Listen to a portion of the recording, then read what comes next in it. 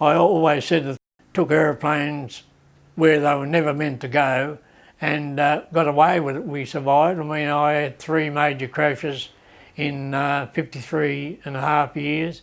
That was the voice of Bill Vincent, who you will see more of shortly. Bill serviced the off-lying islands of northern Tasmania in light aircraft, carrying mutton birds and all sorts of supplies for farmers and other adventurers. He made a name for himself for the places he could land a plane and take off again.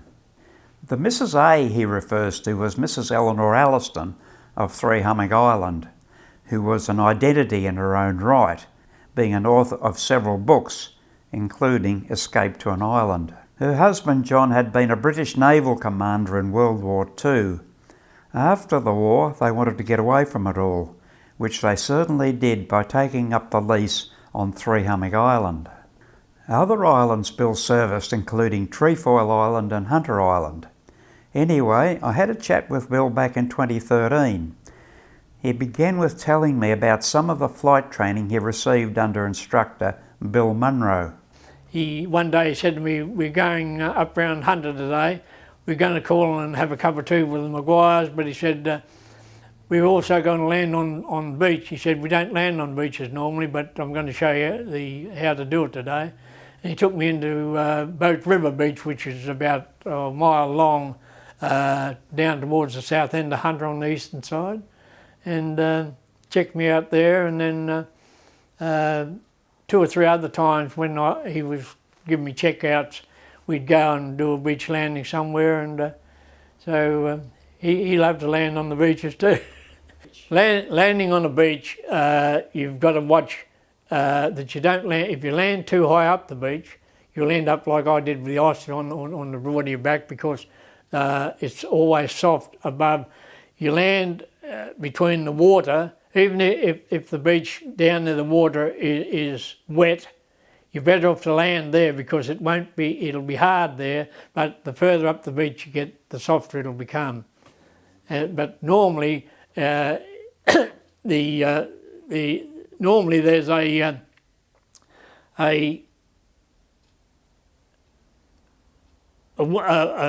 width of, say, chain and a half, if the tide's right, and you can land there at any time and get away with it. But if you land too high up the beach, you'll end up on the board of your back. The strip on Three Hummocks was put in by, we had an Oster of our own, and then the Wynyard Aero Club had another Oster, and so Tony Seddon flew that into the Wynyard one into Three Hummocks, and I flew ours in, but it was only about 150 metres, and it was just because we had the experience, both Seddon and myself, of operating into places like that, we took a load in. But then we overnighted there. Ian Smith brought a boat in with about 14 on board, and with picks and shovels and a mattock or two, and we improved the strip, and then John went over it with the slasher and made it quite a reasonable strip, and the more it was slashed, the better it became. But that's how we come to have the first strip on Three Hummocks. And then they shifted the strip, did they? No, that homestead strip is still there. They've got the big strip out on the eastern side that the Lands Department put in when they, I don't know whether the Lands Department or the National Parks and Wildlife had it put in, but they put in this big strip that used to take a Navajo with 10 passengers on board. Was there something about you used to dip your wings if you dropped a parcel for the Maguires or the Allistons? Was there some signal? No, I would normally do a circuit and then come round and make a straight in, and if they saw me coming in low, they would know they're going to receive something. And that worked for many years, and then we also had a signal that if anybody was in trouble, they put a white sheet out on the lawn or out the front, and that's what happened the day that Mrs. A, the radio or the phone had gone out on Three Hummocks, and they had no communication, and I took Rick Lawrence, who was the lessee of Hunter Island there for a number of years, And I said to him one day, how'd you like to go for a fly? And he said, oh, be good. And I said, well, I'll take you up to Three Hummock Islands, see how they are up there. And as we crossed the channel, I could see the white sheet out the back for miles away. And I said, well, we've arrived at the right time because they've got problems here. Either they've got no communication or somebody's crook, but anyhow, the problem was no communication. The phone had gone out. On the Aboriginals on Trefoil, they worked 6 days a week and always had Sunday off. And Sunday was a day of leisure, and they would quite often have a barbecue for lunch, and they'd all accumulate on top of the hill. They'd come from down Slippery Bottom and down at the homestead and all up to the top of the hill, and they'd put on a barbecue there, and they'd have the guitars going, and it was a real picnic. So, but I used to go in every Sunday, and 9 times out of 10 I'd be asked to stay for lunch, so I would stay for lunch, and then I'd always give them a aerobatic display and do things that with aeroplanes that never should happen with aeroplanes. But anyhow, I always said that took aeroplanes where they were never meant to go and got away with it. We survived. I mean, I had 3 major crashes in 53 and a half years, and Frank had one on Trefoil, and I think he had one at the Mermaid Strip on Three Hummocks, which is up near the lighthouse. And but I think I had one more than him somehow. I got away with it over many years with near misses and whatnot, because I weighed 8 stone 6 for a number of years, and Frank weighed nearly 12 stone. So if we were carting in the Department of Agriculture in and out of Tema Homestead, and the strip was transverse, has a transverse gradient on, as well as the undulating strip. But so if the wind was more than 15 knots, Frank would go. If the wind was less than 15 knots, I would go, because I was much lighter. And but it was touch and go. I mean, the strip was only 400 metres long, trees at the end, and 9 times out of 10 the prevailing wind is westerly, and so we had to use that into the west, and so that's the thing we had worked out. Also, I remember when they were talking about damming the Pieman, I volunteered to fly Eric Rees, and anyhow he turned up, and I'm done up to my nines. We didn't have a suit on, just had like I am now with a tie on, and but anyhow that was okay. I flew him in the morning, and then we promised him that Frank would take him down the coast to the mouth of the Pieman, then take him up to Corinna, and roughly where they were going to dam it, and then Frank would fly him back. Well, I turned up dressed up to the nines, and Frank knocked off at the sawmill at 4:30 and came straight out of the sawmill with sawdust, sawdust and everything all over him, and it didn't worry Eric. He was quite happy to fly in the aeroplane, but it must have been a bit of a contrast.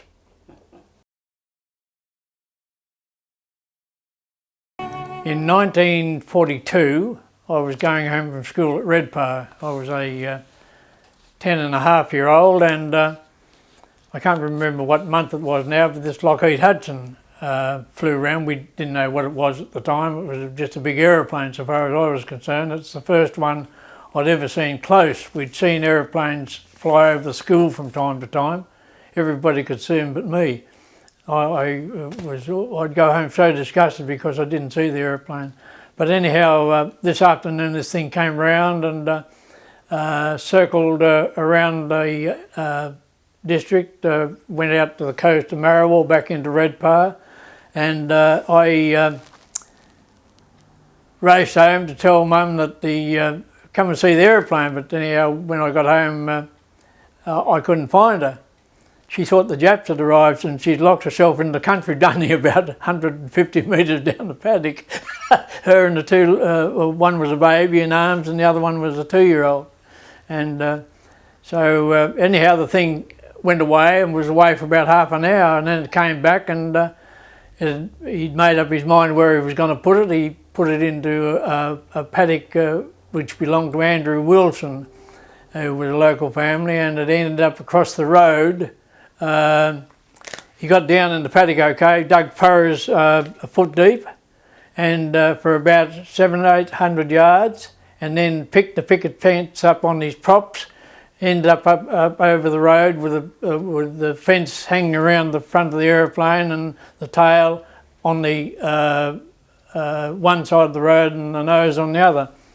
And it was there for 3 months, but in the meantime they had the only tractor in those days was a little D2, and that wouldn't pull the damn thing, so with the aid of about 30 men and the little tractor, we got it off the road and put it over next to the nurses' home.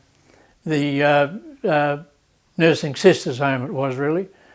We had a district sister there in those days.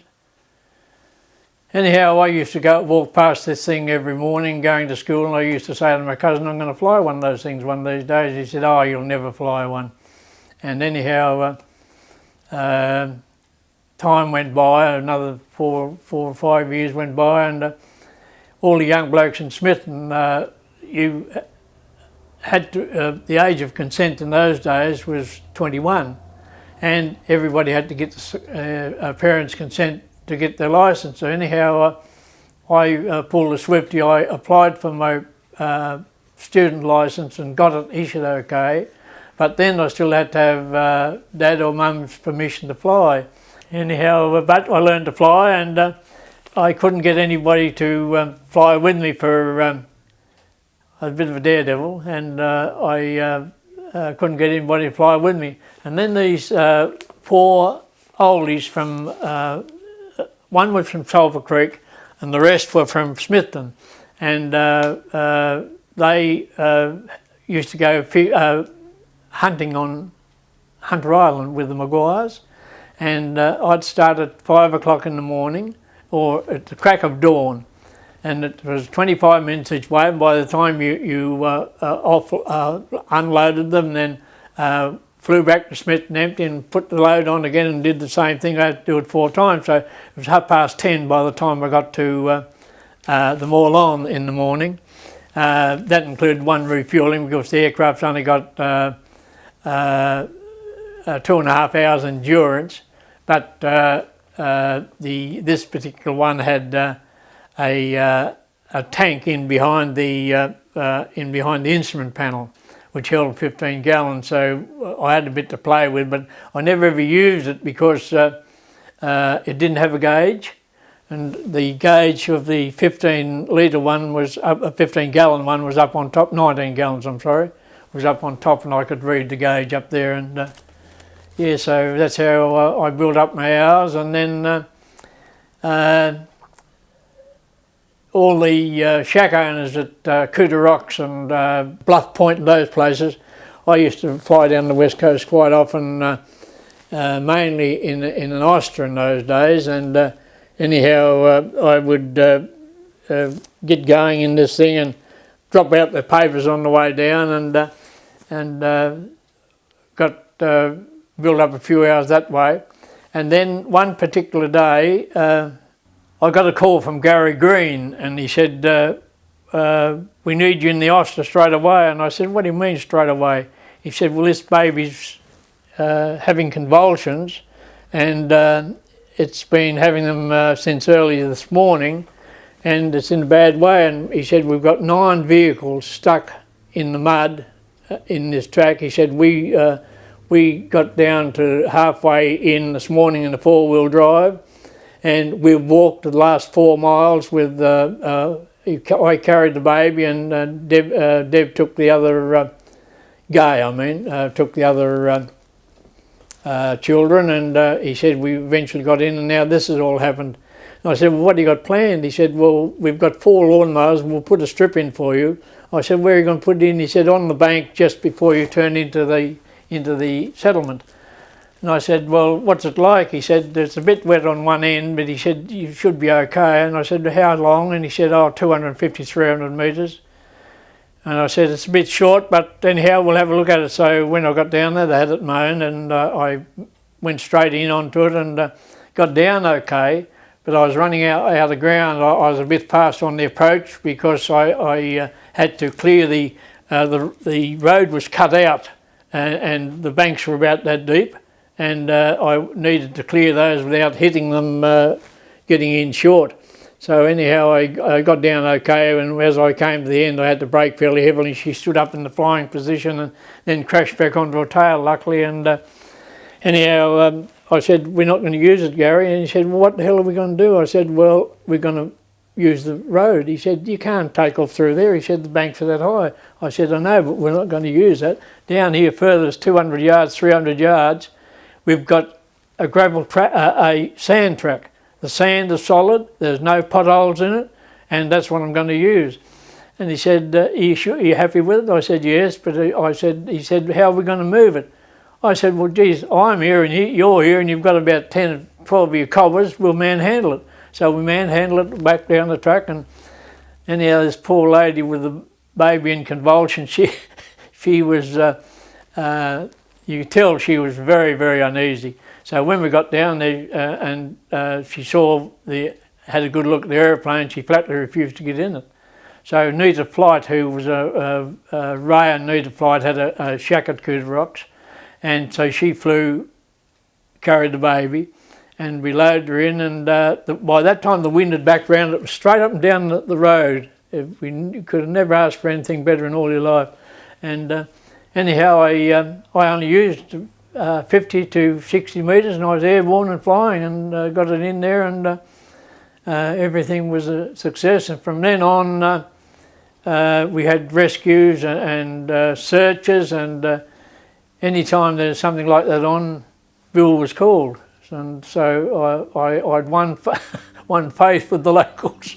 And anyhow, I think the worst search I ever did, by the worst search, it's a rescue. The bloke had come off his motorbike about 3 miles south of Sandy Cape, and they put a frame on the motorbike and laid him prone on his back, and 2 of them walked to either side and walked him back to Sandy Cape.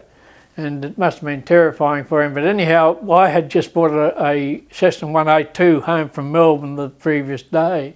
I didn't even know how to take the seats out of the damn thing. I'd never had, I'd flown one, but that had windows that had the hinges that were used to pull out.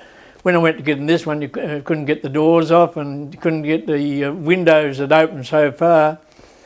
And so I didn't know what we were going to do. Well, I got in there. Okay, the sergeant came to me at 4 o'clock in the morning and said, this bloke is Sandy Cape and they've got him on the stretcher, and he's got to come out straight away, otherwise they're going to lose him. And he had a broken pelvis and broken ribs and was in a bad way. And so anyhow, I flew in, and they had a fire lit about one each end of about 500 metres, which was good, and it was well marked, and they'd picked out the hardest bit of sand, which was very good. And anyhow, we got in there, and we didn't know how we were going to get him into the aeroplane. We couldn't get the doors off the damn thing. I had a fold-up stretcher that used to lock into place, and it was about 6 foot. And anyhow, we fed the stretcher in through the window, and then opened it up when we got it in there, and laid the head of the thing up over the back seat, and the feet, the narrowest part down at the rudder pedals. And then the problem was to get him in. The only way we could get him in was to open up the window, which was about 18 inches, and we had to feed him through there. It must have been painful, shocking, but it was the only way we were going to get him in there, you know. There was no other way. He wasn't fit to feed through the door. He was in almost screaming in pain. So anyhow, we got him loaded in that way, strapped him down, and one of the locals came with him. We didn't have any ambulance blokes in there. And so we as I backtracked down the beach, I actually bowed my head and prayed that I'd come all the way from the mouth of the Welcome River after 2 attempts to get straight across. I couldn't get across because of the fog and the low cloud.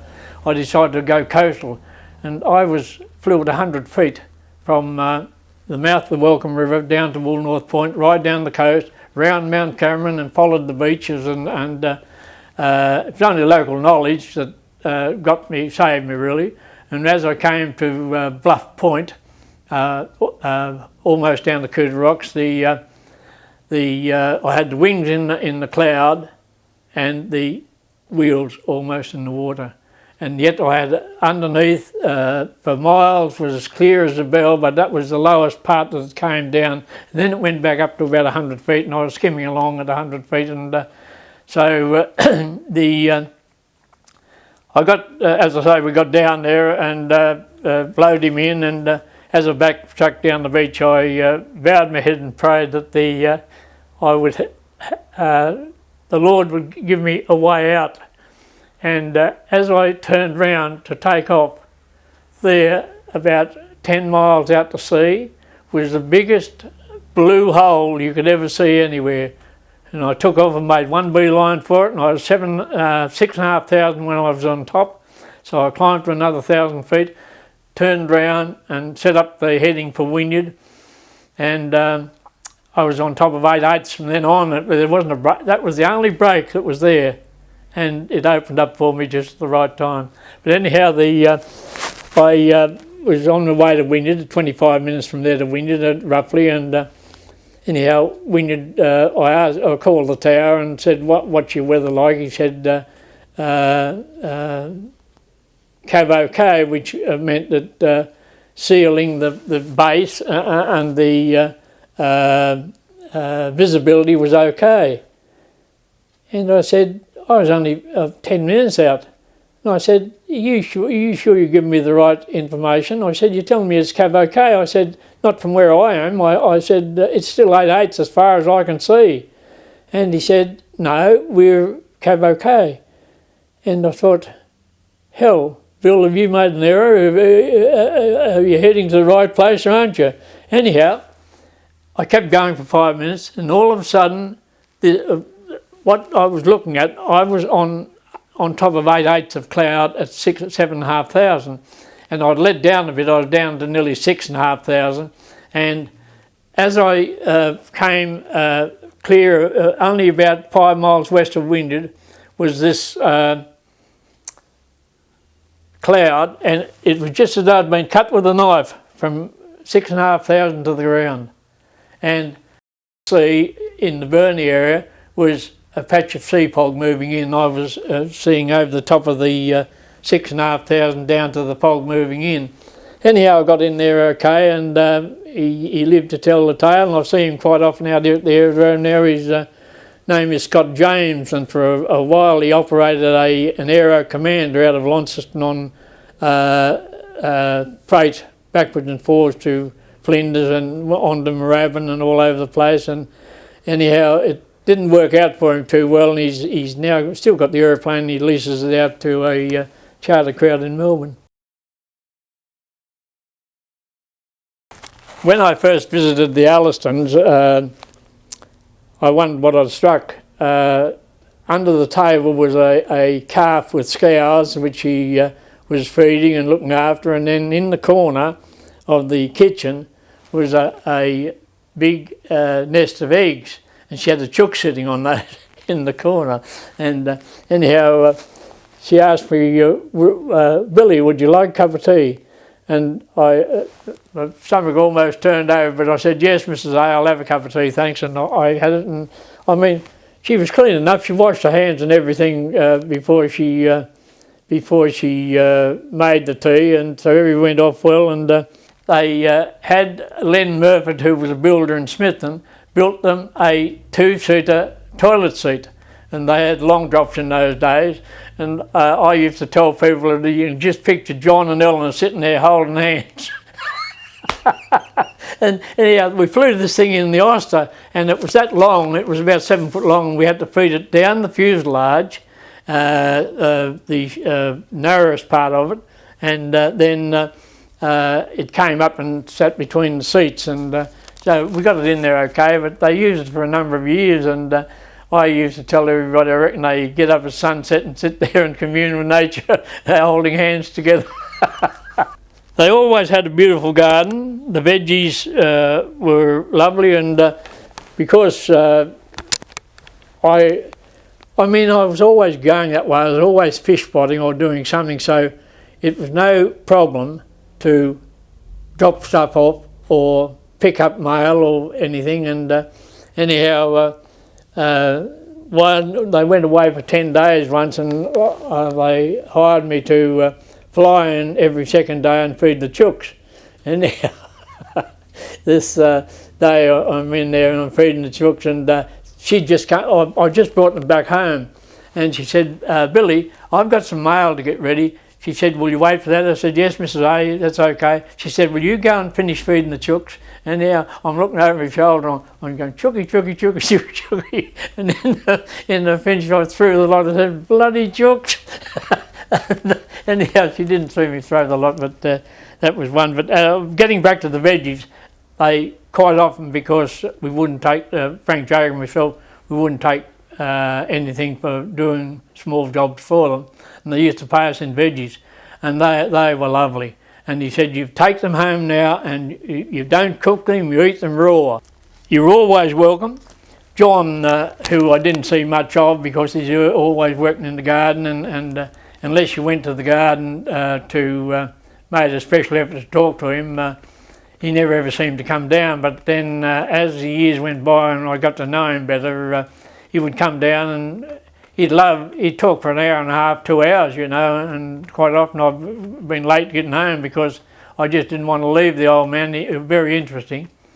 When Mrs. A was going anywhere, whether it was coming off to go to Hobart to talk to the Ag Bank, or come to Launceston to talk to their solicitors, or whether they were going to Melbourne. This particular day she was going to Melbourne. So she dressed up to the nines up top, but had no stockings on, and she squashed her way up through the sheep and cow manure up to the aeroplane, had a plastic bag which she had the shoes and the stockings in. So when she gets to Smithton, there's a puddle on the tarmac just outside the hangar. So she slushes her feet through it, gets a piece of rag out of the bag and wipes her feet, pulls her stockings on and does them up with the suspenders, and then puts the shoes on, and away she goes. And the poor old thing, because she never ever worn shoes, the only time she ever wore shoes was when she went off. And she was just like a horse in hobbles. she looked the queerest thing walking in shoes, you know, because she never ever walked in them. Yeah. They was memories, but then that's about all I've got on Mrs. A. But then Trixie Maguire is a different kettle of fish, and yes, I had far more to do with the Maguires than I had with the people on Three Hummocks, although we haven't got anything on film. But I think I was more attracted to the Maguires. First of all, I ran the mutton bird contract for 29 years, and that all the birds for most of the time came from Hunter Island. I mean, in the first year that we bought the Oster, my brother and myself went and we'd catch 9 bags, and then he'd be on top, so that was the equivalent to about 12 or 13 bags, and the poor old Oster would stagger out of Hunter Island like a sick duck, but we always got them home okay. And in the first season we processed 2,200. We'd fly them in, clean them, take them around town and sell them, and then every other day that would happen. And at the end of the season we'd processed 2,200, we thought it was a big time. And then the second year we processed 22,000. And then the last year on Hunter Island, working the Homestead Rookery and the North End Rookery, we processed, I think it was 76,000, and we took another 20,000 off Walker's Island, so we processed 90 odd thousand. and most of them went to the local market. In the finish, I negotiated with Norwest Frozen Foods, who are now PFD. Yes, when you went to Hunter Island, Trixie normally knew that I was coming that way, or if I wasn't, I'd be dropping the paper or something, and she would always put on a slide of scones. And by the time I landed at the strip and walked 500 metres from the strip over to the homestead, when you got there, you'd have hot scones and jam and cream and lovely cup of tea. And anyhow, when Guy Nichols was writing the book, I said to him, Mrs. Trixie Maguire made the best scones ever. And Mrs. Allison got hold of it, and next time I went in there, she said, Billy, where'd you get this nonsense of Trixie Maguire making the best scones for? I said, well, Mrs. A, it's a fact. Your scones were nice, but Trixie's were just a bit better. So I got out of it quite easily, really. But it was always the way, and there was always a cup of tea there. And that certainly improved our life there. Once Bill Vincent, got the plane and was there, and we could pick him up, and not only that, it changed. It's like he wouldn't fly over there without dropping you the paper, and you got your mail. Well, we used to go 3 months without any mail before that, and so the plane actually did change our lives. It was more, you could come off when you wanted to, sort of thing, which changed, and the kids could get in on the holidays. When the day I came unstuck, which was my first real bingle with an aeroplane, I went to the Southend Hunter to land on the beach. I had gelignite and detonators on board because we were going to blast the rocks out up the northern end to give us a bit more room. Of course, we were coming out heavily loaded all the time, and if you were a bit late on the tide, you didn't have the beach to play with. So anyhow, this particular day I went and the beach tide was still falling away, and I still didn't have enough room for my liking, and anyhow, so I went up to the Maguires, and it was quite a stiff northeasterly. And I landed in the northeast and tied the airplane down, pegged it down on some pegs that we already had left in the ground with ropes. All you had to do was tack them up to them and hook the ropes up to the tie-down rings, and you could walk away and leave it without having to worry about it. So anyhow, we had a cup of tea and scones, and I was there for about an hour and a half, I reckon. So I said, I reckon I can get in that beach now. So I took off into the northeast. I didn't look at the trees, I didn't look at the water, I didn't look at anything. I just barreled down the Southend Hunter and went down further south and then did quite a steep turn round and approached onto the beach. Little did I know until I got on the ground, and just as I'm flaring, it was too late because I was going to clean up rocks anyhow, and the blooming wind had changed and it was up my bottom. I had 15 knots up the backside. So anyhow, I edged it up the beach. I was going to hit the rocks anyhow. I edged up the beach and drove one wheel in, and because the wind was up her tail anyhow, she stood on her nose, and I'm looking down at the sand at about that angle, wriggling my backside in my seat, trying to get it to come back onto its wheels, and it lazily went over onto its back. And so we had quite a dilemma there. We had 4 blokes, no rope. He had some aerial wire which acted as a rope because we had to dig a big hole to put the nose in, and a couple of pieces running off so to put the prop in because we had no tools to pull the aircraft down with. So anyhow, we eventually got it back onto its feet, and we put the tail up in the trees as far as we could get it and pegged it down by the tail, but the wings were, the leading edges of the wings were only about a foot off the sand, and we had easterlies for a day or two, and she took quite a hiding but then Wally Jager came in with his 38-foot yacht, and by putting 2 planks up up on the side of the aeroplane, we wheeled her up and twisted around, and the tail was sticking back over the rudder of the boat, and then we put a wing up either side and tied her down, and when the Wally had gone in there at full tide, anchored the thing, let the tide go out and leave, and she fell over luckily onto the lowest part of the boat was lying up the beach, so we only had to push it up about 2 feet. It had to be elevated another 2 feet. We had it on board and put a wing up either side, tied it down, and he waited for the tide to come in. He took it back to Smithton. That's been an interesting sight. Yes, but I cost me a 7-mile walk from the beach to the homestead because I had to walk back up and get Don Cannon. Anyhow, I called up Don Cannon while the airplane was upside down and said, look, I've come unstuck. I'm at the south end of Hunter and I'm upside down, and don't tell anybody. Just come in about an hour and a half to the homestead and pick me up there. What's he do?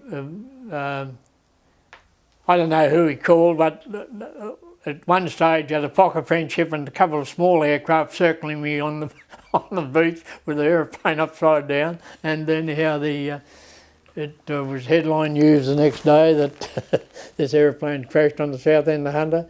And I said, I told you not to say anything. Oh, he said somebody wanted to know, and I said, well, you didn't have to tell them. Was there a strip on Hunter before you went there, or did you just... No, Carl Jager had a tiger moth, and that is the same tiger moth that Max Price and Brenda Heen disappeared in. But that's the same tiger moth I used to cart the shooters to Hunter in. I've got about 220 hours on it, I think, and it was a lovely old machine to fly. And Pat had decided that he'd put a strip in, so he put this strip in. It's only about 220 metres, yards, metres, whatever you want, and he put it in with 2 big railway irons rigged in triangular form, and by dragging backwards and forwards over 220 yards, he eventually made a strip, and we used it for a number of years. That's the only strip we've had, because we weren't taking heavy loads out, because you only take 1 passenger and a bit of gear. So it served the purpose for quite a while, and then as we got the Oster, he put another strip in about 2.5 miles north of the homestead on a flat bit of ground, and anyhow we used that for a number of years. And then when we decided to go to the North End birding, he took the tractor up and his railway irons and towed them in just hooked up to the back of the tractor and towed them up, and we put the 600-yard strip in the North End of Hunter. Now that strip is the same strip that the DH-86, Holland's DH-86 landed there. I think it was 1932. I think I would have been a 1-year-old. And anyhow, while Pat was putting that strip in, he picked up a big heap of copper wire on the blades of the slasher, and that proved to us that's where the DH-86 had landed. And when he landed, he almost got away with a perfect landing, but there was a hole in the one undercarriage wheel, the starboard one, the right one, dropped into this hole, and it slewed around, and so she wasn't capable of being flown out because she'd pulled all the bracing wires and whatnot had been. They were only all bracing wires in those days. The biplane, very much a similar Tiger Moth, only it was a 4-engine.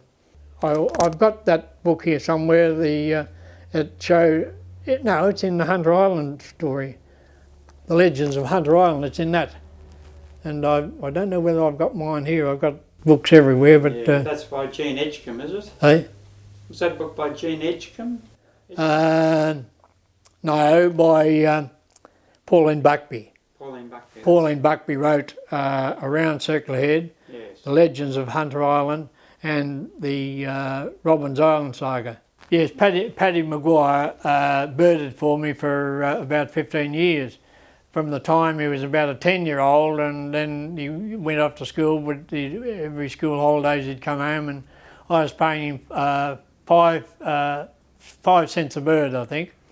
And I can't remember what it was costing me. We were operating that oyster at £2.10 an hour, and we could fuel it and maintain it, and we're still making about 75% profit out of it. Back in those days. Mutton burn after I left school, catching with Billy Vincent, and that was good for us kids, like us boys, because just catching 14,000 birds a season. Like when I first started, the first year I caught 8 bags a day, which was 8 for 240 a day for a plain load, fresh one. Start daylight, just catch them and gurry them and chuck them in a heap. And yeah, the next 2 years I caught 400 a day, which was a big day. 400 birds a day, 35 days for the whole season. You'd night bird. You start night bird when the birds started coming out around about the 20th, but that was just as hard as day bird, you know, like big night. I caught 50. I remember one night I lost my records because my daughter. I remember one day she pulled my book out of it, and I seen it going in the fire. And when I opened the fire, I could just see the pages, you know. But one night I caught 54 bags by myself, which is 54 by 4, whatever that is. It's over 2,000 birds, and I'd caught most of them before midnight. Night bird. So what was the idea of night birding?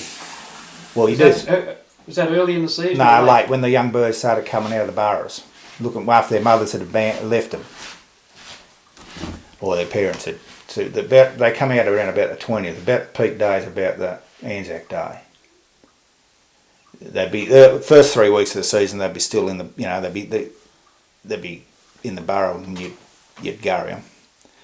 And then by getting towards the end of the season, like I say, if the season started start of the month in April, by the 20th, that the parents' birds obviously stopped feeding them. You know, they'd start getting hungry, and they'd start coming out at night, start flapping their wings, and you'd probably start going to work and catching a couple of bags real early in the morning before they went back in the burrows, and that'd help you out, because then you only have to catch 8 bags or scrounge around your back, and by that stage the rookery would be getting pretty tired because you'd been all over her. And then they'd start coming out. You do just total. And the worst night it was, the better they were. The harder it blew, and they'd just be out. You'd get out in the corners of some banks, and they'd be just black with them. You know, they wouldn't get away from you either. They wouldn't hear you coming. Like you'd just have a torch under your arm and just catch them and break their neck. He's a lovely bloke, Paddy. Yes, I sent him a invitation for my 80th birthday, and which was a couple of years back, and he couldn't come. He was on his way with the boat up to yes, and anyhow he wrote me a nice letter and saying he's sorry he couldn't come, but we'd get together sometime. I haven't run into him yet, but I've got to go and see Trixie. I'm going down next Thursday, and I've got to spend some time with her. So